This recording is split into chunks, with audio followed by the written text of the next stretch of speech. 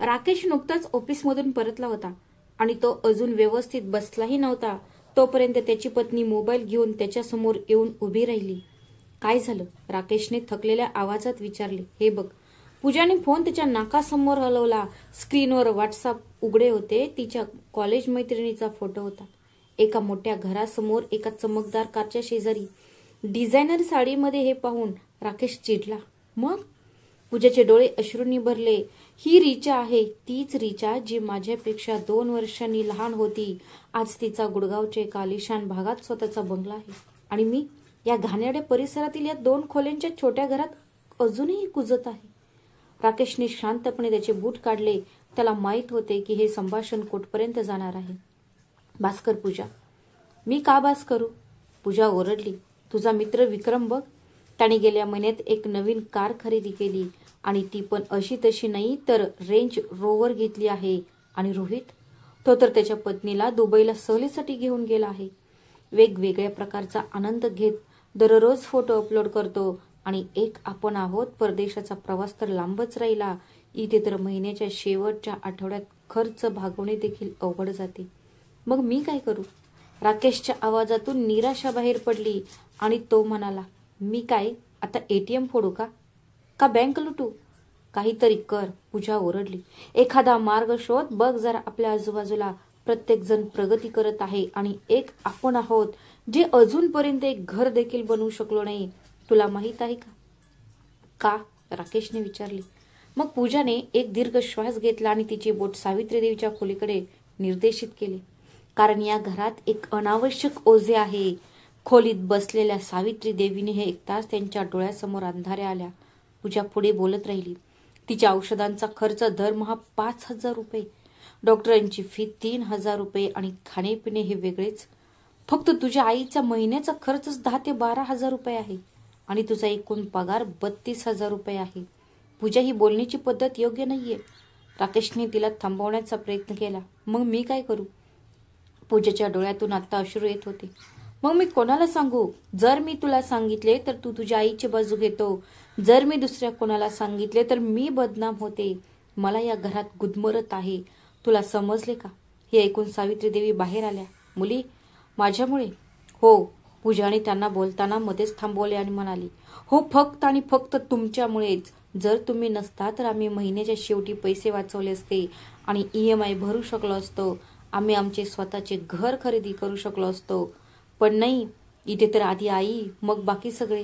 राकेश गोंधळात पडला होता. त्यालाही वाटले की पूजा चुकीची बोलत नाहीये. मग पूजा ओरडली, जर ती तुझी आई आहे तर मग मी तुझी बायको नाही का? माझी स्वप्ने नाहीत का? माझ्या इच्छा नाहीत का? असे बोलत पूजा सावित्री देवींच्या जवळ आली. क्षणभर तिच्या डोळ्यात लाज चमकली, पण ती नंतर रागाने ती लाज घेऊन टाकली आणि नंतर ती हळू आवाजात म्हणाली, आई, तुम्हीच मला सांगा, जर तुम्ही नसतात तर आम्ही कुठे असतो? सावित्री देवींचे ओठ हलले. मुली, सांग ना. पूजाने तिला मध्येच अडवले. दरमहा तुमच्यावर खर्च होणारे 12,000 रुपये जर ते वाचवले तर एका वर्षात किती होतील? 1.5 लाख ना? म्हणजे 2 वर्षात 3 लाख. आम्ही एका चांगल्या घरासाठी डाऊन पेमेंट देऊ शकलो असतो. राकेश पुढे झाला आणि तिचा हात हातात घेतला. थांब पूजा, आता पुरे झाले. आईला लढकताना पाहून राकेशने आधार दिला. आई प्लीज, आज चल. पूजा थोडीशी नाराज आहे. मी फक्त थोडीशी नाराज नाहीये, मी तुझ्या आईवर खूप नाराज आहे. पूजा मागून ओरडली. सावित्री देवी शांतपणे तिच्या खोलीत निघून गेली. तिच्या खोलीत पोहोचून तिने दार बंद केले आणि बेडवर बसली. तिच्या छातीत तीव्र वेदना होऊ लागल्या. तिला समजले होते की तिचे ते स्वतःचे घर आता तिचे राहिलेले नाही. ती आता फक्त एक ओझं बनली होती. बाहेरून आवाज अजूनही येत होते. पूजा आणखी आक्रमक झाली होती. राकेश, माझ्या वडिलांनी लग्नात किती खर्च केला हे तुला माहिती आहे का? लाखो रुपये. खोलीत बसलेल्या सावित्री देवींच्या कानाने ते ऐकणेच बंद केले होते. तिला तिच्या नवऱ्याची आठवण येत होती, ज्याचे 10 वर्षांपूर्वी निधन झाले होते. तिच्या समोर भिंतीवर टांगलेल्या त्यांच्या चित्राकडे पाहत ती म्हणाली, बघा साहेब, तुमची पत्नी आज तिच्या स्वतःच्या घरात एक नको असलेले ओझे झाली आहे. जर तुम्ही माझ्यासोबत असता तर किमान कोणीही मला असे ओझे म्हटले नसते. आपली सून हे का समजून घेत नाही की एक दिवस म्हातारपण तिच्यावरही येईल. आज मी जिथे आहे उद्या तीही तिथे असेल. सावित्री देवी यांच्या पतीचे निधन होऊन 10 वर्ष झाली होती.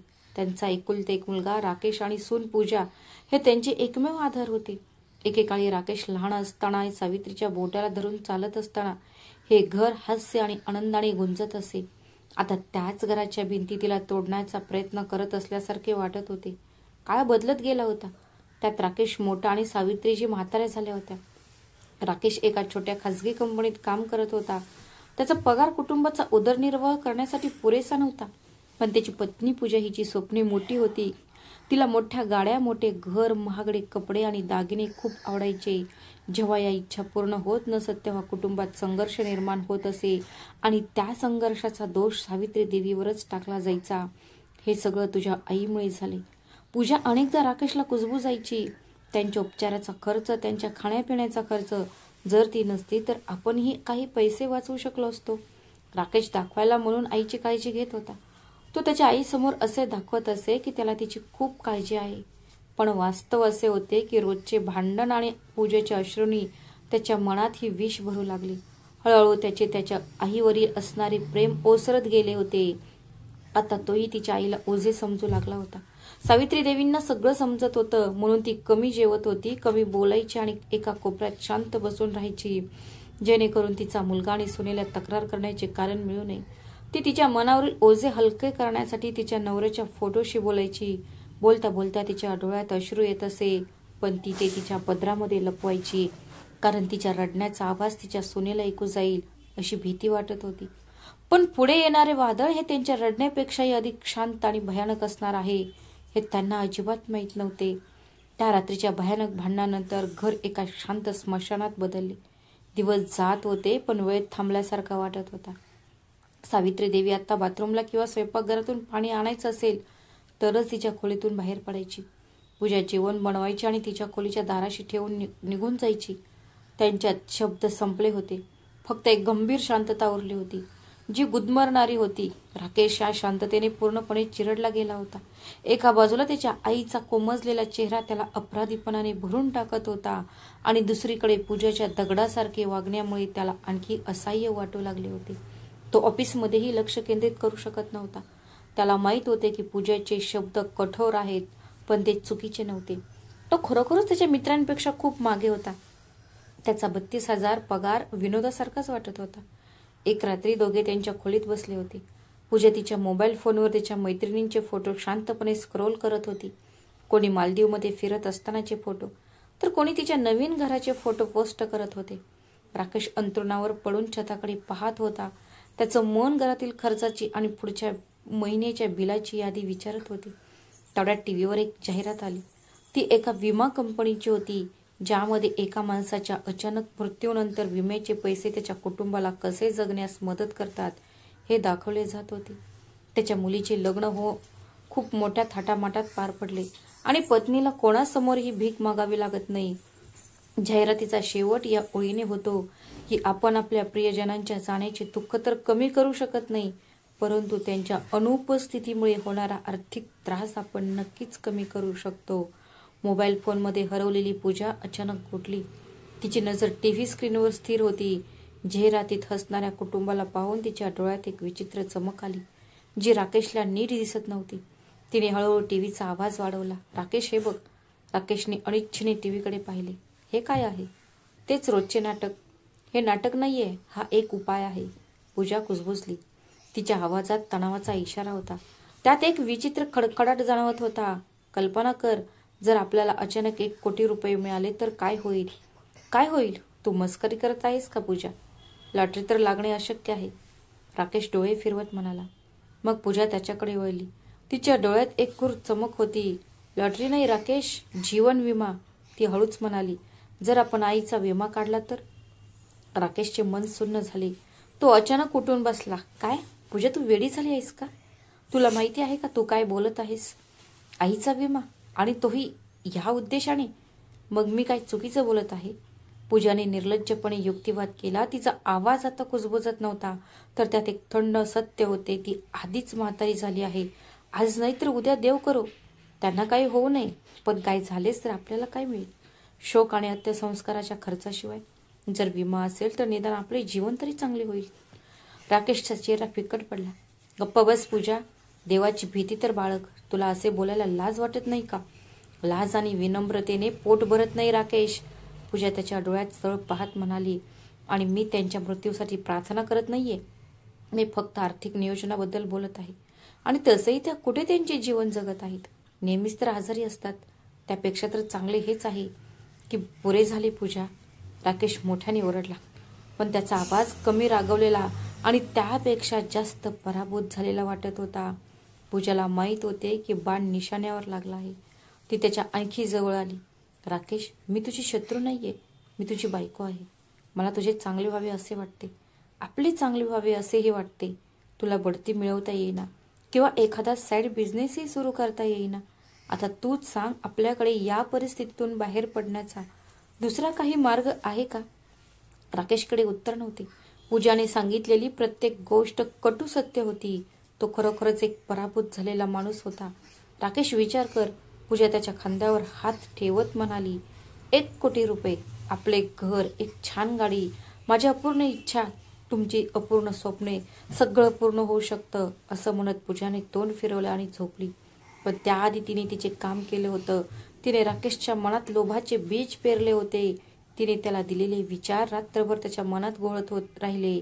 त्याला त्याची गरिबी, त्याची अपूर्ण स्वप्ने, त्याच्या मित्रांचे टोमणे आणि त्याच्या बॉसची खरडपट्टी हे सर्व एकाच वेळी आठवले. आणि त्याला या सर्व समस्यांवर एकच उपाय दिसत होता, तो म्हणजे 1 कोटी रुपये. पूजाचा युक्तिवाद त्याच्या मनात घर करत होता. हळूहळू पाप आणि पुण्य यांच्यातील रेषा पुसट होऊ लागल्या. मध्यरात्री जेव्हा राकेशला वाटले की पूजा झोपली आहे, तेव्हा त्याने शांतपणे त्याचा मोबाईल फोन उचलला. त्याने गुगलवर सर्च केले. तो शोधत होता भारतातील ज्येष्ठ नागरिकांसाठी जीवन विमा. गरिबी आणि असहाय्यतेने त्याला आता आंधळे केले होते. पुढचे काही दिवस घरात एक विचित्र शांतता पसरली. तो त्याच्या आईच्या नजरेतून सुटायचा आणि पूजा त्याच संधीची वाट पाहत असे. तिने राकेशला पूर्णपणे आपल्या ताब्यात घेतले होते. तिने त्याला पटवून दिले होते की हा त्याच्या आई विरुद्धचा निषेध नाही, तर आपले भविष्य सुरक्षित करण्याची समंजस योजना आहे. हे बघ राकेश, आपण फक्त व्यवस्था करत आहोत. ती आता वयस्कर आणि म्हातारी झाली आहे आणि बऱ्याचदा आजारी असते. हे नैसर्गिकरित्या काहीही घडू शकते ना. पूजाने त्याला समजावले. राकेशचा लोभ आणखी वाढला आणि तोही सहमत झाला. आता प्रश्न होता की ते कसे करायचे. आजारी व्यक्तीसाठी एवढा मोठा विमा काढणे सोपे नव्हते. मग पूजा म्हणाली, मी ते सगळं सांभाळेन. आजकाल पैशाने सगळं शक्य आहे. पण राकेश, एक गोष्ट लक्षात ठेव, आईला याची कल्पनाही येऊ नये. हे ऐकून राकेशला आश्चर्य वाटले. का? आईपासून हे का लपवायचं? अरे राकेश, मी सांगते तसं कर. जर त्यांनी काही अडथळा निर्माण केला तर आपण इथेच बसून राहू. पूजा त्याला गप्प करत म्हणाली. पण राकेशला हे माहीत नव्हते की तिच्या दृष्ट मनात कोणती योजना जन्म घेत आहे. पूजा तिच्या एका दूरच्या नातेवाईकाशी बोलली, जो विमा एजंट होता. त्याचे नाव सुरेश होते. सुरेश हा पैशाचा लोभी आणि फसवणूक करणारा माणूस होता. पूजाने त्याला फोन केला आणि योजना समजावून सांगितली. सुरेश भाऊ, माझे एक काम आहे. ते होईल का? पूजाने विचारले. तू ऑर्डर दे बहीण, सुरेश चापलूसपणे म्हणाला. असं कोणतं काम आहे जो तुझा भाऊ करू शकत नाही? पूजाने त्याला तिच्या सासूच्या नावाने 1 कोटी रुपयांचा विमा काढण्याबद्दल सांगितले.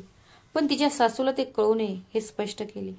सुरेश प्रथम घाबरला, नंतर हसला. दीदी, तू पण ना. अगं, हे तर आमच्या कामाचा एक भाग आहे. तू काळजी करू नकोस. फक्त काही कागदपत्रे आणि एक छोटीशी मेडिकल टेस्ट लागेल. मी ते सर्व सांभाळून घेईन. पण मेडिकल? आई तर कुठे जाणार नाही? राकेशने चिंता व्यक्त केली. अरे दाजी, तुम्ही कोणत्या जगात राहता? आजकाल सर्व काही शक्य आहे. त्यासाठी फक्त अतिरिक्त उत्पन्नाची आवश्यकता आहे. मी एका डॉक्टरशी बोलेन. ते घरी येऊन तपासणी करतील आणि आईला अगदी व्यवस्थित रिपोर्ट देतील. आजकाल सगळं सोपं आहे. फक्त थोडे पैसे चारावे लागतात. तुम्ही काळजी करू नका. तुम्ही फक्त तुमच्या आईला हे सांगून तयार करा की सरकारने वृद्धांसाठी एक नवीन आरोग्य योजना सुरू केली आहे, ज्यामध्ये हा फॉर्म भरणे आणि तपासणी करणे आवश्यक आहे. योजना तयार होती. दुसऱ्या दिवशी पूजाने सावित्री देवींना गोड शब्दात सांगितले, आई, माझ्याकडे तुमच्यासाठी एक आनंदाची बातमी आहे. सरकारने तुमच्यासारख्या ज्येष्ठांसाठी एक उत्तम योजना सुरू केली आहे. तुम्हाला त्यात नाव नोंदणी करावी लागेल. तुम्हाला मासिक पेन्शन आणि वैद्यकीय खर्च मिळेल आणि ते सरकार देईल. सावित्री देवी खूप आनंदी झाली. खरंच? माझा मुलगा आणि सून माझी इतकी चांगली काळजी घेतात? ती आनंदाने म्हणाली. तिला वाटले की कदाचित पूजा बदलली असेल. तिच्या हृदयातील घाण वाहून गेली असेल. दुसरा तिसरा विचार न करता तिने राकेशने विचारलेल्या ठिकाणी तिच्या अंगठ्याचा ठसा उमटवला. निरक्षर असल्याने तिला कल्पना नव्हती की ती तिच्या डेथ वॉरंटवर सही करत आहे, पेन्शनवर नाही. 2 दिवसानंतर सुरेश एका माणसाला घेऊन घरी आला, ज्याची ओळख त्याने डॉक्टर म्हणून करून दिली. त्या माणसाने स्टेथोस्कोप लावला, काही वेळ आजूबाजूला पाहिले, त्याचा रक्तदाब मोजला आणि सर्व काही ठीक आहे असे म्हणत निघून गेला.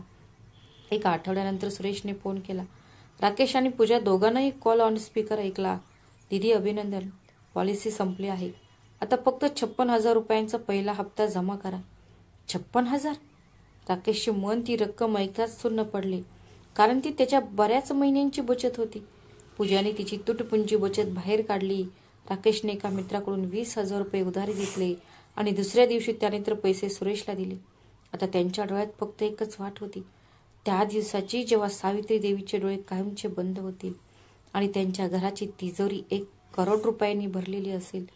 पॉलिसी पेपर्स कपाटात लपवल्यानंतर घरात एक विचित्र शांतता पसरली. राकेश आणि पूजाचे सावित्री देवींबद्दलचे वर्तन नाटकीयरित्या बदलले. कालपर्यंत पूजा त्यांना वाकडे तोंड करून पाहिजे, पण आजकाल ती दररोज सकाळी आणि संध्याकाळी त्यांचे पाय स्पर्श करू लागली. राकेश, जो याआधी त्याच्या आईशी बोलतही नव्हता, आता तो घरी येताच तिच्या शेजारी बसून तिची तब्येत विचारू लागला. सावित्री देवी या बदलाने आश्चर्यचकित होत्या. सुरुवातीला तिला वाटले की तिच्या प्रार्थनांचे उत्तर मिळाले आहे आणि तिची मुले सुधारली आहेत. तिने शांतपणे देवाचे आभार मानले. महिने गेले, 1, 2, मग 3. सावित्री देवींची तब्येत तशीच राहिली. मग पण आता राकेश आणि पूजा यांचा संयम सुटू लागला होता. त्यांची पुढची पॉलिसी प्रीमियर भरण्याची वेळ जवळ येत होती आणि त्यांची बचत ही संपत आली होती. 1 कोटी रुपयांचे स्वप्न एका कठीण प्रतीक्षेत बदलले होते. आर्थिक ताण पुन्हा वाढू लागला, पण यावेळी ते सावित्री देवींसमोर दाखवत नव्हते. एका रात्री सावित्री देवी झोपी गेल्यानंतर पूजाने दार बंद केले. आता तिच्या डोळ्यात निराशा स्पष्ट दिसत होती. आता पूजाने तिची हालचाल सुरू केली. मी आता जास्त वाट पाहू शकत नाही राकेश, ती कुजबुजली. नैसर्गिकरित्या जाण्यासाठी तर यांना वर्षानुवर्ष लागतील. प्रीमियमचे पैसे कुठून आणणार? आपल्याला काहीतरी करायला हवं. राकेश थरथरला. काय काय म्हणायचं आहे? काय करायचं आहे आपल्याला? तेच जो तू समजत आहेस, पूजा त्याच्या डोळ्यात पाहत म्हणाली. एक छोटासा अपघात, कोणालाही संशय येणार नाही. म्हातारपणी लोक घसरून पडतात, आजारी पडतात, अगदी मरतात सुद्धा. राकेशच्या आत्म्याने त्यांना फटकारले. तू वेडी झाली आहेस का? हा खून होईल. हा खून नाही, याला स्वतःला मदत करणे असे म्हणतात. पूजा त्याच्या मनात विष ओतत होत राहिली. पण या गरिबीतून स्वतःला बाहेर काढत आहोत. जर आपण या संधीचा फायदा घेतला नाही तर आपण आयुष्यभर या नरकात सडत राहू. आपल्यासोबत आपण त्यांनाही मदत करत आहोत राकेश, त्यांना या गुदमरणाऱ्या जीवनातून मुक्त करण्यासाठी. राकेशच्या डोळ्यासमोर त्याच्या बॉसचा चेहरा, त्याच्या मित्रांच्या चमकणाऱ्या गाड्या चमकल्या आणि पूजाचे अश्रू फिरू लागले. लोभाचा पट्टा त्याच्या डोळ्यांवर इतका घट्ट बांधला गेला होता की त्याला दुसरे काहीही दिसत नव्हते. तो काही न बोलता गप्पच राहिला आणि त्याचे गप्प राहणे म्हणजे पूजेची संमती होती. आता ते फक्त मुलगा आणि सून राहिलेले नव्हते, ते शिकारी बनले होते आणि त्यांच्या स्वतःच्या घरात त्याची स्वतःची आईच त्यांची शिकार होती. सावित्री देवींना कल्पनाही नव्हती की ज्या छताखाली ती स्वतःला सर्वात सुरक्षित समजत होती, त्याच छताखाली तिला मारण्याचा कट रचला जात आहे. त्यांचा पहिला प्लॅन होता स्वयंपाकघरातील गॅस. त्या रात्री सावित्री देवीनं जेवू घातल्यानंतर पूजा स्वयंपाकघरात गेली आणि हळूहळू गॅसचा नॉब फिरवला. फक्त एवढाच की त्यातून गॅस हळूहळू कळत होता. मग ते जोडपे तयार झाले आणि घराबाहेर पडले. त्यांनी सावित्री देवींना सांगितले की ते सकाळी परत येतील. पूजाच्या मैत्रिणीच्या घरी जागरण आहे. ठीक आहे बाळा, काळजीपूर्वक जा, सावित्री देवी म्हणाली. तिलाही अजिबात कल्पना नव्हती की तिचा मुलगा आणि सून तिला मृत्यूच्या तोंडावर एकटे सोडून जात आहेत. राकेश आणि पूजा जवळच्याच एका स्वस्त लॉजमध्ये राहायला गेली. तिथे त्या दोघांनाही झोप येत नव्हती. राकेशचा विवेक त्याला छळत होता. तो म्हणत होता, आपण हे बरोबर करत नाही आहोत पूजा. गप्प बस राकेश, जर तू असाच कमकुवत झालास तर सगळं उद्ध्वस्त होईल, असे म्हणत पूजाने त्याला फटकारले. पहाटे अगदी सावित्री देवी त्यांच्या सवयीप्रमाणे उठल्या, खोलीतील लाईट लावली आणि स्वयंपाकघरात गेल्या. सावित्री देवी स्वयंपाकघराच्या दाराशी पोहोचल्यास तेव्हा त्यांना गॅसचा हलकासा वास आला. त्यात थांबल्या. त्यांना वाटले की कदाचित त्यांची सून रात्री दूध गरम केल्यानंतर नाव बंद करायला विसरली असावी. तिने स्वयंपाकघरातील लाईट चालू केली नाही उलट ती थेट खिडकीजवळ गेली आणि खिडकी उघडली. मग तिने सिलेंडरचा रेग्युलेटर बंद केला. तेवढ्यात दारावर टकटक झाली. दूधवाला सकाळी लवकर आला होता. सावित्री देवी दार उघडायला गेल्या. बाहेरून येणाऱ्या ताज्या हवेमुळे गॅसचा प्रभाव आणखी कमी झाला होता. सकाळी 7 वाजता राकेश आणि पूजा घाबरून घरी परतले आणि त्यांनी दार उघडतात सावित्री देवी दूधवाल्याशी बोलत असल्याचे आढळले. अरे बाळानो, तुम्ही लोक आलात? मी चहा बनवणारच होते, सावित्री देवी हसत म्हणाली. हे पाहून त्यांच्या कपाळावर घाम आला. पूजा स्वयंपाकघरात गेली तेव्हा तिने पाहिले की खिडकी उघडी होती आणि गॅसचा नॉब बंद होता. तिला जाणवले की तिच्या आईला काहीतरी संशय आला नव्हता. तिला फक्त एक चूक झाली असं वाटलं असेल. ती थोडक्यात बचावली. ती राकेशला रागाने म्हणाली, हे सगळं सोड पूजा. देवाला वाटत नाही की आपण हे पाप करावे. हा एक इशारा आहे. राकेश घाबरून म्हणाला, एक इशारा? मी असल्या इशाऱ्यावर विश्वास ठेवत नाही. जर आज नशीब मला साथ देत नसेल तर उद्या देईल, पण मी मागे हटणार नाही, पूजा ठामपणे म्हणाली. तिच्या चेहऱ्यावर निराशा नव्हती तर अधिक धोकादायक हेतू दिसत होता. त्या दिवसापासून सावित्री देवीच्या मनात एक विचित्र प्रकारची भीती निर्माण झाली. गॅसवाली या घटनेला त्यांनी एक साधी चूकच समजले होते, पण त्यांच्या मनात सतत विचार येत होता की पूजा कधीच इतकी निष्काळजी राहत नव्हती. काहीतरी चुकीचं घडत आहे. आता तिला तिच्या मुलाचे आणि सुनेचे गोड वागणे देखील संशय वाटू लागले. तिची काळजी घेण्यात लपलेली अधीरता अधिक स्पष्ट होत चालली होती. एके दिवशी राकेश तिच्या खोलीत आला आणि गप्पा मारत असताना त्याने विचारले, आई, तुला काही त्रास होत आहे का? तुझ्या हृदयात वेदना किंवा श्वासात काही त्रास होत आहे का? सावित्री देवी त्याच्याकडे पाहत म्हणाल्या, का रे बाळा, आज अचानक तुला माझ्या आजाराची इतकी काळजी का वाटते? राकेश अडखळला. नाही आई, ते फक्त मी विचारत होतो. तू आता म्हातारी झाली आहेस ना, म्हणून काळजी घ्यावी लागेल. पण सावित्री देवीने त्यांचे हे उत्तर समाधानकारक वाटले नाही. तिचे कान टचकन उठले. तिला पूजाने सरकारी योजनेबद्दल विचारलेला तो दिवस आठवला आणि त्या कारणाने तिच्या अंगठ्याचा ठसा उमटवून घेतला होता. आणि नंतर डॉक्टरचे येणे आणि फक्त चेकिंगचे नाटक करून निघून जाणे. एक एक करून हे सर्व टिपके जोडू लागले. पण तिचे हृदय हे स्वीकारण्यास नकार देत होते की तिचा स्वतःचा मुलगा तिच्यासोबत असे काहीतरी करू शकतो. नाही, मी जास्त विचार करत आहे, तिने स्वतःला समजावून सांगितले. तो माझा मुलगा आहे, माझ्या रक्ताचा भाग आहे. तो माझे असे काहीही बरे वाईट करू शकत नाही. पण एकदा मनात शिरलेला संशयाचा किडा तो तिला शांत बसू देत नव्हता. आत्ता ती सर्व गोष्टी संशयाने पाहू लागली होती. पूजा जेव्हा तिला जेवण आणायची तेव्हा ती आधी तिला चाकण्याची वाट पाहत थांबायची. जेव्हा राकेश तिला पायऱ्या उतरण्यास मदत करायचा तेव्हा ती बाजूच्या रेलिंगला घट्ट धरून ठेवत होती. तिला आता स्वतःच्याच घरात कैदी असल्यासारखे वाटत होते, जणू एखादं स्वतःच्या रक्षकांना घाबरत आहे. राकेश आणि पूजाची अधीरता आता शिगेला पोचली होती. या अपयशामुळे ते आणखी हताश आणि धोकादायक बनले होते. दिवसेंदिवस त्यांचा आर्थिक आणि मानसिक ताण वाढत होता. पॉलिसी प्रीमियम भरण्याची अंतिम मुदत जवळ येत होती आणि त्यांच्याकडे काहीच पैसे नव्हते. पूजाचे टोमणे तर आता आणखीनच विषारी झाले होते. ती राकेशवर ओरडायची, तू एक छोटेसे कामही नीट करू शकत नाहीस. आता पुढचा प्रीमियर भर, मित्राकडून आणखी कर्ज घे. राकेशची अपराधी भावना आता रागाने भरलेली होती आणि आता तो असहाय्य होत चालला होता. त्याच्या आईमुळे त्याला पिंजऱ्यात अडकल्यासारखे वाटत होते. पूजेच्या पुढच्या योजनेला तो आता विरोध करू शकला नाही. तिची पुढची योजना आणखी क्रूर आणि स्पष्ट होती. छतावर जाणाऱ्या पायऱ्या उंच आणि जुन्या होत्या आणि रेलिंग एका ठिकाणी तुटलेली होती. सावित्री देवी दररोज संध्याकाळी कपडे घेण्यासाठी किंवा थोडे फिरायला जाण्यासाठी छतावर जात असत. एके दिवशी दुपारी राकेश ऑफिसमध्ये जात होता आणि सावित्री देवी तिच्या खोलीत झोपली होती. पूजाने स्वयंपाकघरातून गुपचूप एका भांड्यात मोहरीचे तेल घेतले. तिने ते वरच्या 2-3 पायऱ्यांवर पसरवले जेणेकरून ते सहज दिसू नये. फक्त ग्रीसचा थर असावा. तिने हे काम अत्यंत अचूकतेने केले. संध्याकाळी जेव्हा सावित्री देवी टेरेसवर जाण्यासाठी उठल्या तेव्हा पूजा सहानुभूतीने म्हणाली, आई, आज तुम्हाला बरं वाटत नाही असं दिसते. राहू द्या, आज टेरेसवर जाऊ नका, मी कपडे घेऊन येते. हे ऐकून सावित्री देवींचा संशय आणखीनच वाढला. कालपर्यंत माझ्या सावलीलाही टाळणारी सून आज अचानक माझी इतकी काळजी कशी करू लागली? गॅसच्या घटनेपासून तिचे मन आधीच अस्वस्थ झाले होते. नाही सूनबाई, मी ठीक आहे. मी ताज्या हवेत फिरायला गेले तर मला बरे वाटेल. त्या हे मुद्दाम बोलल्या. जेणेकरून हे जाणून घेण्यासाठी की यावर पूजाची प्रतिक्रिया काय येते. ठीक आहे, जशी तुमची इच्छा, पण काळजी घ्या. पूजा नजर हटवत आणि स्वयंपाकघरात काम करत असल्याचे नाटक करत म्हणाली. सावित्री देवी हळूहळू पायऱ्यात चढत गेल्या. तिचे हृदय धडधडत होते, जणू काही तिचे हृदय तिला काहीतरी अप्रिय घडण्याची सूचना देत होते. तिने तिची साडी थोडीशी वर केली आणि पहिले पाऊल टाकले. हळूहळू पायऱ्यात चढत गेली, पण जसा त्यांनी त्यांचा पाय पुढच्या पायरीवर ठेवला तसा तो जोरात घसरला. तिच्या तोंडातून एक वेदनादायक किंकाळी निघाली आणि तिचा तोल गेला. ती खाली कोसळू लागली, पण कदाचित देवाच्या मनात वेगळेच नियोजन होते. ती पडताच तिचा हात तुटलेल्या रेलिंगऐवजी भिंतीवर घट्ट बसला आणि त्यामुळे ती पूर्णपणे पडली नाही. उलट ती पायऱ्यांवरून जोरात घसरत खाली आली. तिच्या डोक्याला, हाताला आणि पायांना खोल जखमा झाल्या होत्या. रक्तस्राव होत होता आणि ती बेशुद्ध पडली होती.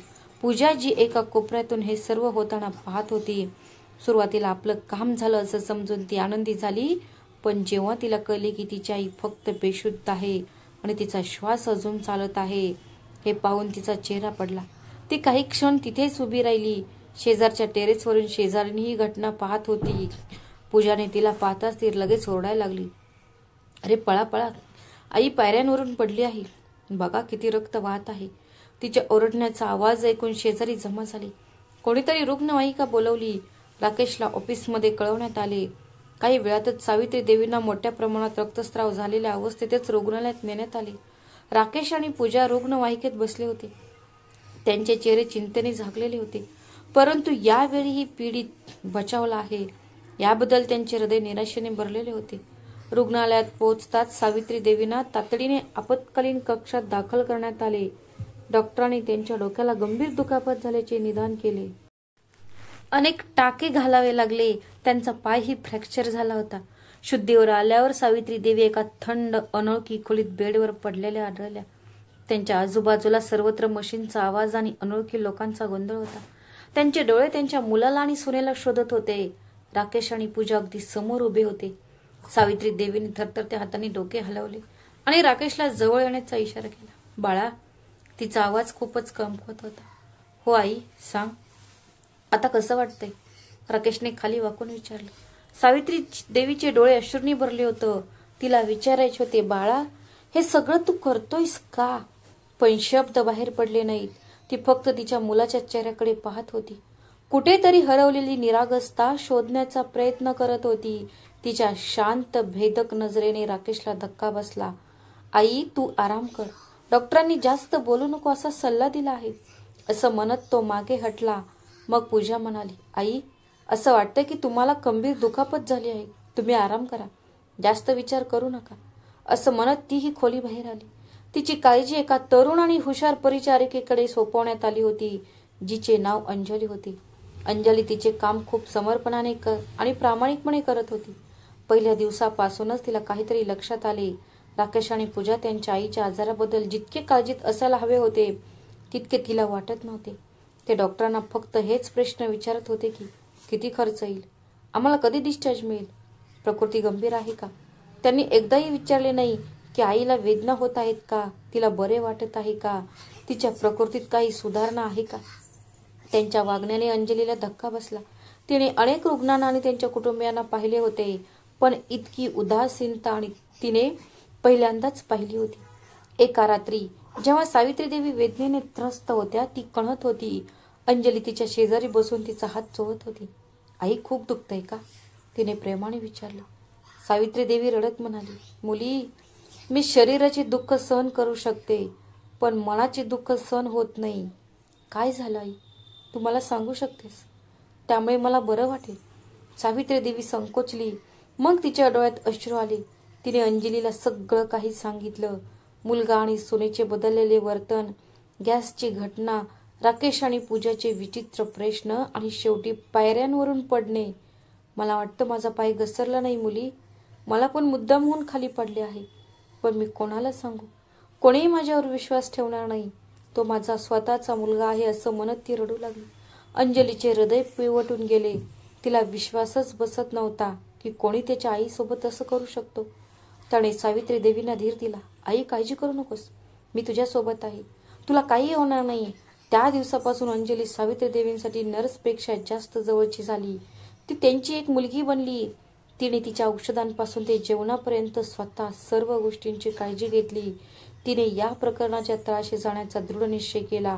दरम्यान सावित्री देवीच्या उपचारादरम्यान डॉक्टरांना तिच्या डोक्याला झालेल्या दुखापतीची तीव्रता लक्षात आली.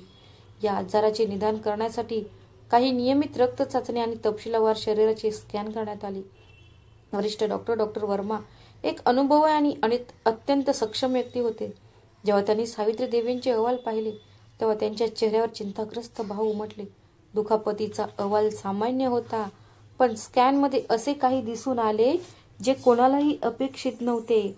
त्याने ताबडतोब राकेश आणि पूजाला त्यांच्या केबिनमध्ये बोलवले. हे बघा, तुमच्या आईसाठी चांगली बातमी आणि वाईट बातमी दोन्ही आहेत. डॉक्टर वर्मा त्यांच्या टेबलवरच्या रिपोर्ट्सकडे पाहत गंभीर स्वरात म्हणाले. राकेश आणि पूजाचे हृदय धडधडू लागले. त्यांना वाटलं तिच्या आईची प्रकृती आणखी बिकट झाली आहे किंवा ती कदाचित वाचणार नाही. काय झालं डॉक्टर? पूजाने खोट्या प्रकारची गंभीरता भासवत विचारली. वाईट बातमी अशी आहे की तुमच्या आईला वारंवार येणारा सौम्य ताप आणि खोकला, जो तुम्हाला कदाचित किरकोळ संसर्ग वाटला असेल, तो किरकोळ नाही, तर तो त्यांच्या फुफ्फुसात सुरुवातीच्या टप्प्यातील ट्यूमर आहे. हे ऐकून राकेश आणि पूजेच्या डोळ्यात क्षणिक चमक आली, पण त्याला अनुभवी डॉक्टर वर्माच्या डोळ्यांनी लगेच पकडले. त्यांनी एकमेकांकडे पाहिले आणि त्यांच्या डोळ्यात लपलेला क्रूर आनंद जवळजवळ ओरडून म्हणाला, हा तर निसर्ग आता आपले काम करेल.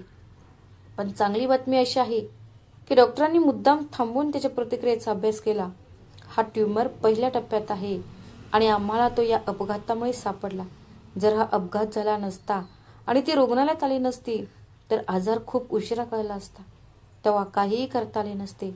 डॉक्टर वर्मा त्यांच्या खुर्चीवर व्यवस्थित बसले आणि म्हणाले, एक प्रकारे तिचे पायऱ्यांवरून पडणे हे तिच्यासाठी वरदान ठरले आहे. आम्ही लवकरच केमोथेरपी सुरू करू आणि मला खात्री आहे की ती पूर्णपणे बरी होईल आणि दीर्घ निरोगी आयुष्य जगेल. हे ऐकून राकेश आणि पूजेच्या पायाखालची जमीन सरकल्यासारखी झाली. कोणीतरी त्यांच्यावर ऍसिड फेकल्यासारखे त्यांचे चेहरे फिके पडले. 1 कोटी कमावण्याचे त्यांचे स्वप्न, जे काही क्षणांपूर्वीच पूर्ण होताना दिसत होते, ते अचानक नाहीसे झाले आणि एक महागडा उपचार अनंत बिलांच्या दुःख स्वप्नात बदलला. ज्या अपघाताला त्यांनी मृत्यूची पायरी समजले होते, तोच अपघात त्यांच्या आईसाठी जीवनाची पायरी बनला होता. एक दीर्घ आयुष्य. राकेश अडखळला. त्याच्या आवाजात निराशा स्पष्ट दिसत होती. तो म्हणाला, हो नक्कीच. मग डॉक्टर त्यांच्या चेहऱ्यावरील भाव ओळखून म्हणाले, तुम्हाला तर आनंद झाला पाहिजे की तुमच्या आईला नवीन आयुष्य मिळाले आहे. त्याचा संशय आता अधिकच गडद झाला होता. राकेश आणि पूजाकडे बोलण्यासाठी काहीच नव्हते. ते दोघेही सुन्न होऊन त्या केबिनमधून एखाद्या रोबोटसारखे बाहेर पडले. त्यांनी रचलेला प्रत्येक प्लॅन, प्रत्येक कट त्यावर निसर्गाने असा आघात केला होता की त्यांचे पडसाद सर्वत्र उमटत होते. त्यांची 1 कोटी रुपयांची लॉटरी आता कधीही न संपणारी वैद्यकीय बिल बनली होती. डॉक्टर वर्मा यांना राकेश आणि पूजा यांचे वर्तन खूपच संशयास्पद वाटत होते. कोणताही मुलगा त्याच्या आईच्या दीर्घायुष्याची बातमी ऐकून दगडासारखे कठोर तोंड करणार नाही. नर्स अंजलीच्या शब्दांमुळे त्यांचा संशय आणखी बळकट झाला. जेव्हा तिने सावित्री देवीच्या भीतीबद्दल आणि तिने घडलेल्या घटनांबद्दल त्यांना सांगितले, डॉक्टर वर्मा यांनी ठरवले की ते शांत बसणार नाहीत. त्यांनी रुग्णाच्या गोपनीयतेला लक्षात घेऊन त्यांच्या एका मित्राला, जो एक पोलीस निरीक्षक आहे, त्या इन्स्पेक्टर शर्मांना फोन करून परिस्थिती समजावून सांगितली. एका वृद्ध आईला सलग 2 संशयास्पद अपघात कसे झाले होते आणि त्यांना मुलगा आणि सुनेवर कसा संशय आला, हे सर्व सांगितले. मग इन्स्पेक्टर शर्मा म्हणाले, डॉक्टर, हे प्रकरण गंभीर दिसते. कृपया रुग्णाला आमच्याशी बोलण्यासाठी धाडस करायला सांगा. त्यांच्या तक्रारीशिवाय आपण फार काही करू शकत नाही. दुसऱ्या दिवशी डॉक्टर वर्मा आणि अंजली सावित्री देवींसोबत बसले. केमोथेरपीमुळे सावित्री देवी आणखी कमकुवत झाल्या होत्या, पण आता त्यांच्या डोळ्यात एक नवीन स्पष्टता आली होती. आई, आम्हाला माहिती आहे की तुम्ही खूप घाबरला आहात, डॉक्टर वर्मा हळुवारपणे म्हणाले. पण जर तुम्ही गप्प राहिला तर तुम्ही स्वतःला आणखी मोठ्या धोक्यात टाकून घ्याल. आम्ही कर्करोगावर उपचार करून तुम्हाला वाचवू शकतो, पण आम्ही तुमच्या प्रियजनांपासून तुम्हाला वाचवू शकणार नाही. तुम्हीच न्यायासाठी आवाज उठवला पाहिजे आणि यात आम्ही सर्व तुमच्यासोबत आहोत. सावित्री देवीचे डोळे अश्रूंनी भरले होते. एकीकडे तिचा मुलगा होता ज्याच्यावर ती खूप प्रेम करत होती, तर दुसरीकडे तिला स्वतःच्या जीवाची भीती आणि ते अनोळखी लोक होते जे अनोळखी असूनही तिचे बनले होते. अंजलीने तिचा हात धरला आणि म्हणाली, आई, जो तुमचा जीव घेऊ इच्छितो त्याच्याशी तुम्हाला प्रेम का वाटावे? तुमचा जीव वाचावा. आम्ही सर्व तुमच्यासोबत आहोत. या शब्दांनी सावित्री देवीने प्रेरित केले. यामुळे तिला अत्यंत आवश्यक असलेले धैर्य मिळाले. तिने थरथरत्या आवाजात होकार दिला. इन्स्पेक्टर शर्मा साध्या वेशात रुग्णालयात आले. त्यांनी सावित्री देवी यांची साक्ष नोंदवली. साक्षीमध्ये सावित्री देवीने यांचे देखील वर्णन केले की सरकारी योजनेच्या बहाण्याने कोणत्या तरी कागदपत्रांवर तिचा अंगठ्याचा ठसा उमटवून घेतला आहे. या ऐकताच इन्स्पेक्टर शर्मा यांना लगेचच विमा फसवणुकीबद्दलचा विषय असल्याचा संशय आला. त्यांनी त्यांची एक टीम राकेश आणि पूजेच्या घरी पाठवली आणि त्यांना घराच्या झडतीचे आदेश देण्यात आले. झडती दरम्यान त्या टीमला घरातील एका कपाटात लपवलेले 1 कोटी रुपयांची विमा कागदपत्रे आढळली. पॉलिसीमध्ये नॉमिनीमध्ये राकेश कुमारचे नाव आढळले. आता संपूर्ण खेळ काचेसारखा स्वच्छ झाला होता. हे कौटुंबिक कलह नव्हते तर एका सुनियोजित कट होता. दुसऱ्या दिवशी डॉक्टरांनी राकेश आणि पूजेला फोन करून रुग्णालयात बोलवले. त्यांना वाटले की डॉक्टरांनी केमोथेरपीच्या खर्चाबद्दल चर्चा करण्यासाठी फोन केला आहे. पण जेव्हा ते हॉस्पिटलमधील एका रिकाम्या खोलीत पोहोचले तेव्हा त्यांना डॉक्टरांसोबत साध्या कपड्यात बसलेले इन्स्पेक्टर शर्मा पाहून धक्काच बसला. राकेश कुमार, हे काय आहे? इन्स्पेक्टर शर्माने पॉलिसी पेपर्स टेबलवर ठेवले आणि विचारले. खोलीतील शांततेत त्यांचा आवाज बॉम्बसारखा फुटला. राकेश आणि पूजा यांनी कागदपत्रे पाहताच त्यांची विनोदबुद्धी नाहीशी झाली. त्यांचे मन सुन्न झाले. ही फक्त एक गुंतवणूक आहे साहेब, आईच्या सुरक्षेसाठी. पूजा निमित्त शोधण्याचा प्रयत्न करत अडखळली. तिचा आवाज थरथरत होता. सुरक्षा की करार? इन्स्पेक्टर शर्मा गर्जना करत म्हणाले. तुमच्या आईने सांगितलं आहे की तिला या विम्याबद्दल काहीही माहिती नाही. मला माहिती आहे. तुम्ही तिला फसवून तिचा अंगठ्याचा ठसा घेण्यात आला आहे आणि तेव्हापासून तिच्यावर 2दा हल्ला झाला आहे. मग हाही तुमच्या सुरक्षा उपायांचाच एक भाग आहे का? राकेश घामाने भिजला होता. त्याचे पाय थरथरायला लागले. आता त्याच्याकडे काहीच उत्तर नव्हते. तोंड उघड, नाहीतर मी स्वतः तुला उघडायला लावेन, इन्स्पेक्टर टेबलावर जोरात हात मारत म्हणाले. त्यांच्या जाड आवाजाने राकेशचे संपूर्ण शरीर थरथर कापले. राकेशचे धाडस अपयशी ठरले.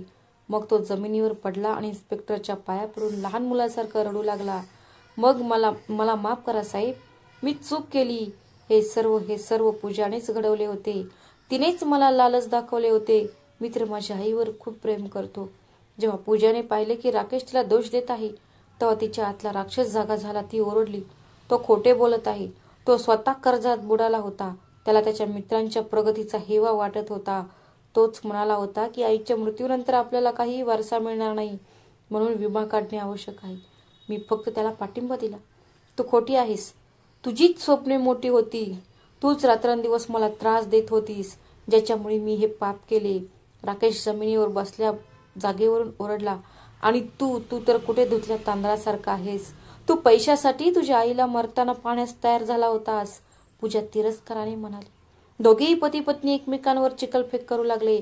त्यांच्या प्रत्येक शब्दाने त्यांचे नाते आणि त्यांचा मानवतेचा चेहरा फाटत होता. ते विसरले की ते त्या पोलीस अधिकाऱ्यासमोर उभे होते.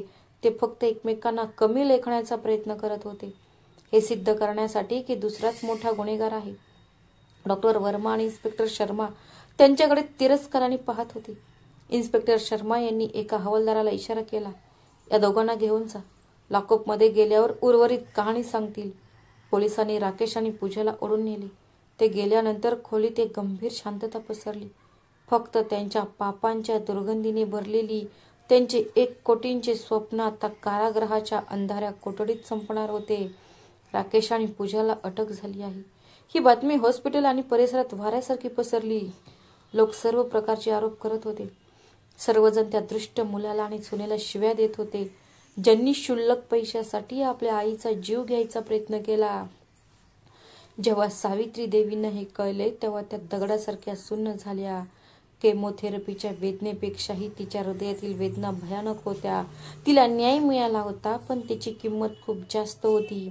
तिचा स्वतःचा मुलगा आता एक गुन्हेगार म्हणून तुरुंगात होता. ज्या मुलाच्या दीर्घायुष्यासाठी ती नेहमीच प्रार्थना करत होती, आज त्यालाच तिने तुरुंगात पाठवले होते. एक आईचे हृदय हे माहीत असूनही त्याच्या मुलाने तिचा जीव घेण्याचा प्रयत्न केला होता. तिच्या हृदयाच्या कुठल्या तरी कोपऱ्यात एक वेदना उठत होती. माझा राकेश असा नव्हता. ती नर्स अंजलीचा हात धरून रडायची. त्या मुलीने सगळं उद्ध्वस्त केलं. पैशाच्या लोभाने तिने त्याला आंधळ केलं. माझं मूल खूप चांगलं होतं. अंजलीने तिला समजावून सांगितलं, आई जे झालं त्यात तुझी काही चूक नाहीये. तू जे केलंस ते तुझा जीव वाचवण्यासाठी केलं आहेस. जर तू कमकुवत झाली असती तर ते त्यांच्या मोहिमेत यशस्वी झाले असते. डॉक्टर वर्मा यांनी तिला प्रोत्साहन दिले. सावित्रीजी, आता तुम्हाला स्वतःबद्दल विचार करावा लागेल. तुमचा उपचार अजून बाकी आहे. तुम्हाला बरे व्हायलाच हवे. कायदा त्या लोकांना त्यांच्या कृतीसाठी शिक्षा करेल. हळूहळू सावित्री देवीने स्वतःला सावरले. रुग्णालयातील कर्मचाऱ्यांनी, विशेषतः अंजलीने तिला कुटुंबासारखे वागवले. तिच्या परिसरातील लोक तिला भेटायला येऊ लागले, सहानुभूती व्यक्त करू लागले आणि तिच्यासाठी घरी बनवलेले जेवण सुद्धा आणू लागले. पहिल्यांदाच सावित्री देवीने जाणवले की मानवतेचे बंधन रक्ताच्या नात्यांपेक्षाही मोठे आहे. तिचा मुलगा आणि सून तिचे जवळचे असूनही अनोळखी निघाले आणि अंजलीसारखे लोक अनोळखी असूनही तिचे बनले. तिने ठरवले की ती आत्ता कमकुवतपणाला बळी पडणार नाही. तिला तिच्या आयुष्यभरासाठी लढावे लागणार होते. फक्त कर्करोगाशीच नाही तर त्या प्रत्येक आठवणींशी ज्या तिला प्रत्येक क्षणी तोडत होत्या. त्याचा संघर्ष आता दुप्पट झाला होता. खटला न्यायालयात पोहोचला. विमा एजंट सुरेश सरकारी साक्षीदार बनला. त्याने न्यायालयात कबूल केले की राकेश आणि पूजाने त्याला जास्त कमिशनचे आमिष दाखवून या फसवणुकीत कसे अडकवले. खोटा वैद्यकीय अहवाल तयार करण्यासाठी डॉक्टरला लाच देण्यात आल्याचेही त्याने उघड केले. राकेश आणि पूजा यांच्या विरुद्ध फसवणूक, हत्येचा प्रयत्न आणि कट रचल्याचे भक्कम पुरावे होते. सावित्री देवीचे विधान, विम्याचे कागदपत्रे, सुरेश आणि त्यांनी खरेदी केलेल्या डॉक्टरांची कबुली, सर्व काही त्यांच्या विरोधात चालले होते. खटल्यादरम्यान केमोथेरपीमुळे कमकुवत झालेल्या सावित्री देवी यांना व्हीलचेअरवरून साक्ष द्यावी लागली. साक्ष कचेरीत आपल्या मुलाला गुन्हेगारासारखे उभे राहिलेले पाहणे हे त्यांच्यासाठी एखाद्या शिक्षेपेक्षा कमी नव्हते. तिच्या डोळ्यात अश्रू होते, पण थरथरत्या आवाजात त्या सत्य बोलल्या. तिने कोर्टाला सांगितले की तिला कसे फसवले गेले.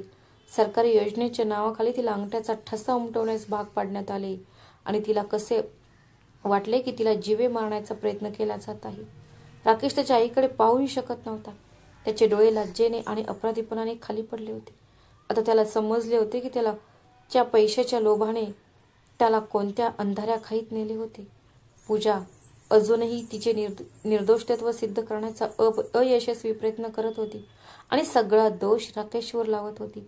न्यायालयाने सर्व पुरावे आणि साक्षीदाराच्या विधानांच्या आधारे निकाल दिला. न्यायालयाने राकेश कुमार आणि पूजा यांना त्यांच्या आई आणि सासूच्या हत्येचा प्रयत्न, फसवणूक आणि गुन्हेगारी कट रचल्याबद्दल दोषी ठरवले आहे. हे प्रकरण केवळ गुन्हा नाही तर नातेसंबंधाच्या अधोगतीचे आणि लोभाच्या उंचीचे प्रकरण आहे. अशा गुन्ह्यांबद्दल सहानुभूती असू शकत नाही, असे न्यायाधीशांनी आपल्या निकालात म्हटले आहे. राकेश आणि पूजा यांना खून करण्याचा प्रयत्न आणि फसवणूक केल्याबद्दल 5 वर्षांच्या सक्तमुद्रीची शिक्षा सुनावण्यात आली. विमा एजंट आणि बनावट डॉक्टरलाही त्यांच्या भूमिकेसाठी शिक्षा सुनावण्यात आली होती. निकाल ऐकताच पूजा कोर्टरूममध्ये ओरडू लागली आणि रडू लागली, तर राकेश पुतळ्यासारखा उभा राहिला. कदाचित त्याला त्याच्या कृत्याचा पश्चाताप होत असावा, पण आता खूप उशीर झाला होता. त्यांना आता लोखंडी दरवाजामागे बंद करण्यात आले होते आणि त्यांना आता त्यांच्या आयुष्यातील 5 वर्षे एका अंधाऱ्या कोठडीत घालवली लागणार होती. त्यांना त्यांच्या लोभाची किंमत मोजावी लागणार होती. सावित्री देवीचा उपचार पूर्ण झाला. कर्करोगावर मात केल्यानंतर तिला रुग्णालयातून सोडण्यात आले. परंतु तिच्या समोर एक नवीन आव्हान उभे राहिले होते. ते म्हणजे ती आता कुठे जाणार. ज्या दिवशी तिला डिस्चार्ज देण्यात आला त्या दिवशी नर्स अंजली आणि डॉक्टर वर्मा तिच्या शेजारी उभे होते. आई, आता तुम्ही कुठे जाणार? अंजलीने हळुवारपणे विचारले. खरं तर सावित्रीजी पण स्वतःला हा प्रश्न विचारत होती. ज्या घरात अजूनही तिच्या सुनेचे ओरडणे आणि तिच्या मुलाचा विश्वासघात दिसत होता, ज्या घरात तिच्या स्वतःच्या मृत्यूची वाटाघाटी झाली होती. नाही, आता हे घर एक तर होते, पण ते आपले राहिले नव्हते. ते एक स्मशानभूमी बनले होते, जिथे तिने तिच्या नातेसंबंधांना दफन होताना पाहिले होते. तिच्या डोळ्यात अश्रू होते, पण यावेळी त्यात असहाय्यता नव्हती, तर एक दृढ निश्चय होता. तिने तिच्या साडीच्या पदराच्या टोकाने डोळे पुसल्याने ठाम आवाजात म्हणाली, वृद्धाश्रम. हे ऐकून अंजली आणि डॉक्टर वर्मा स्तब्ध झाले. नाही आई, तू माझ्यासोबत चल, अंजलीने म्हणण्याचा प्रयत्न केला, पण सावित्री देवीने तिला मध्येच अडवले. तिच्या ओठांवर एक हलकेसे हास्य उमटले, जे तिच्या वेदना लपवत होते. नाही मुली, तुम्ही लोकांनी माझ्यासाठी जे काही केले ते मी 7 जन्मात परत करू शकत नाही. तुम्ही अनोळखी असूनही आपल्या लोकांपेक्षा मला जास्त आधार दिला, पण आता मला कोणावरही ओझे व्हायचं नाही. माझ्यासारख्या इतरही वृद्धाश्रमात असतील ज्यांना त्यांच्या प्रियजनांनी सोडून दिले असेल. आम्ही सर्वजण आमचे उर्वरित आयुष्य एकमेकांचे दुःख वाटून घेण्यात घालू. अंजलीच्या मदतीने सावित्री देवीने एका प्रॉपर्टी डीलरला बोलवले आणि तिचे 2 खोल्यांचे घर भाड्याने दिले.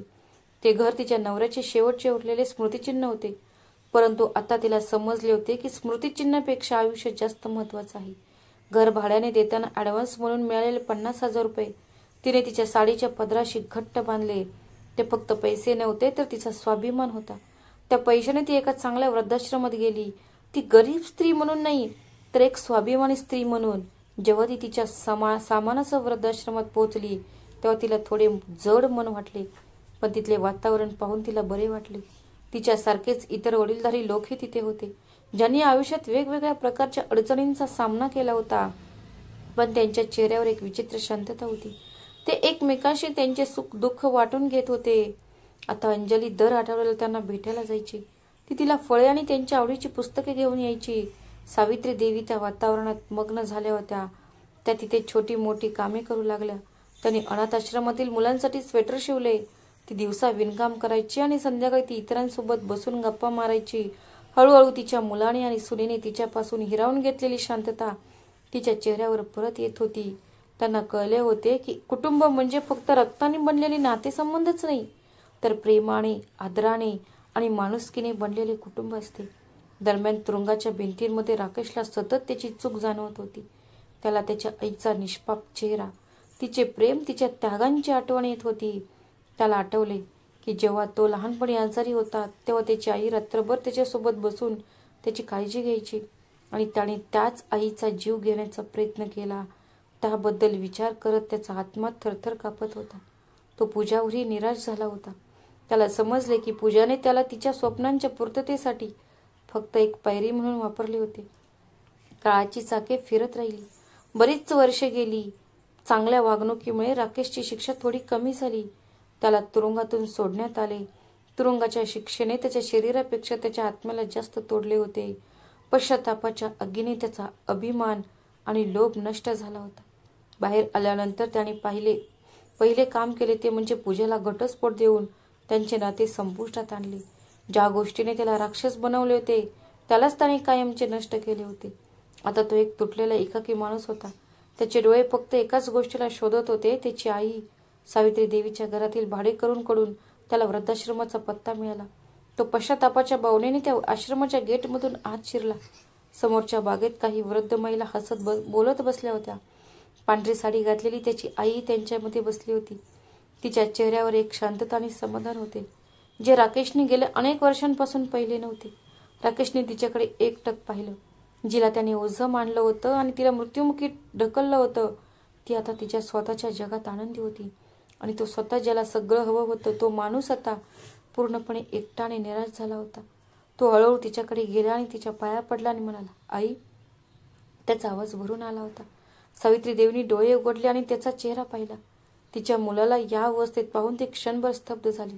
राकेश लहान मुलासारखा रडत होता. त्याच्या अश्रूने तिचे पाय ओले होत होते. आई, मला माफ कर. मी खूप मोठे पाप केले आहे. त्या दिवसासाठी मी दररोज मरत आहे. मी प्रत्येक क्षणी त्या आगीत जळत आहे. फक्त एकदा मला सांग की तू मला माफ केलंस. सावित्री देवीच्या डोळ्यात हे अश्रू होते, पण आज हे अश्रू वेदनाने एका विचित्र करुणेने भरलेले होते. तिने थरथरत्या हाताने त्याला उचलले आणि त्याच्या डोक्यावरून हात फिरवले आणि म्हणाली, उठ बाळा. आई आपल्या मुलावर जास्त काळ रागवू शकत नाही. कायद्याने तुला शिक्षा केली आहे, पण तू आता खरोखर पश्चाताप करत आहेस आणि हीच तुझी सर्वात मोठी शिक्षा आणि सर्वात मोठे शुद्धीकरण आहे. राकेशने आशेने तिच्याकडे पाहिले. आई, घरी चल, मी तुला घ्यायला आलो आहे. मग सावित्री देवीने मंद हास्य करत मान हलवली. बाळा, मी तुला माफ करते, पण आता मी तिथे परत येऊ शकत नाही. माझे एक नवीन कुटुंब आहे, एक नवीन जीवन आहे. आता तूही तुझे जीवन जग आणि जर तुला खरोखर पश्चाताप झाला असेल तर एक चांगला माणूस बन. हीच माझी तुझ्याकडून शेवटची इच्छा आहे. माझे घर आता या लोकांमध्येच आहे, जिथे मला ओझे नाही तर एक माणूस मानले जाते. राकेशने त्याच्या आईच्या चेहऱ्याकडे एकटक पाहिले, जिथे आता तिच्या मुलाबद्दल तिच्या डोळ्यात मोह दिसत नव्हता, तर त्यात एक अपार शांतता होती. त्याला जाणवले की त्याने फक्त घर आणि पैसाच गमावला नाही, तर त्याचे स्वर्गही गमावले आहे. एक अशी जागा जी तो कधी परत मिळवू शकत नव्हता.